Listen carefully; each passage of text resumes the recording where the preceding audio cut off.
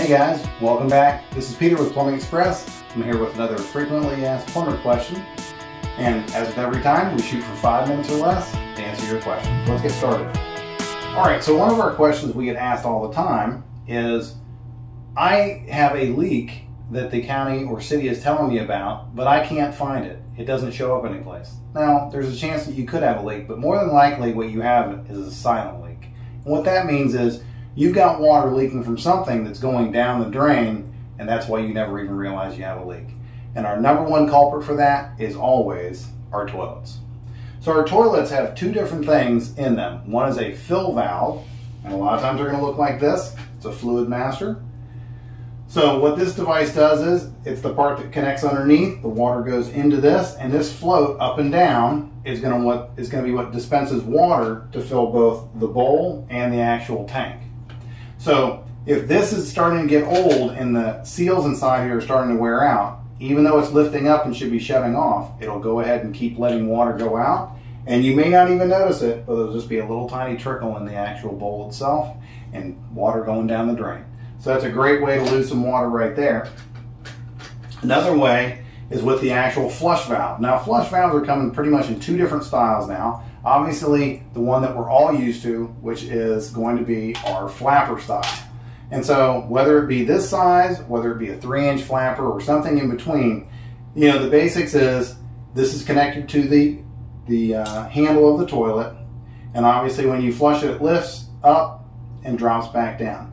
Now, there are a lot of different things that can go into causing this to be a problem. I've seen before where the chain gets hung up. I've seen where this is soft and it started to actually bow in, but usually what it's going to be is, it's going to be something to do with this flapper, because that is the one weak point in that design, or I should say the wear point in the design is usually this. It doesn't mean that this plastic or this gasket can't go as well, but normally it's in the flapper. And we'll look at some flappers, different types of flappers here in a few minutes. Then this is kind of the design that has been around now only for, I want to say maybe 6 to 8 years. This is Kohler's Class 5. There's another aqua piston design side here, but they work basically the same way. And they have a cylinder that rises up and down. This, in a sense, is the flapper part of it. And if you guys can see, it's got this red gasket on there. That's the seal. Now, the great thing about this is, it definitely is much less subject to wear and tear like the flapper is, and it does a great job of sealing. But the big thing about this is, when it lifts like this, it lets all that water gush in super fast. That's the important part. And so if you guys notice here, you can see we've got the handle, and it's on the aqua piston as I brought up. So that lifts it up and it drops. If this handle starts to rust, I've seen it corrode and actually snap off. You're flipping your handle, it's gone completely, it's not doing anything. Or it'll start to bend and actually may come and touch something. I've seen this before, bend all the way out and touch against this. It lifts up, and as it comes back down, it can't seat all the way, and as a result, you have a silent leak because your flapper or your aqua piston can't go all the way down. And remember, I brought to you guys before about how we do have to watch on this as well. As this fills back up, it should rise up and shut off, like that just did. The problem is, if it's not adjusted correctly, or if it's starting to be worn out, even at its upper level, it'll still continue to run and it'll allow it to fill up. Now, there are a few extra things in this toilet tank, so don't worry if yours don't look like this.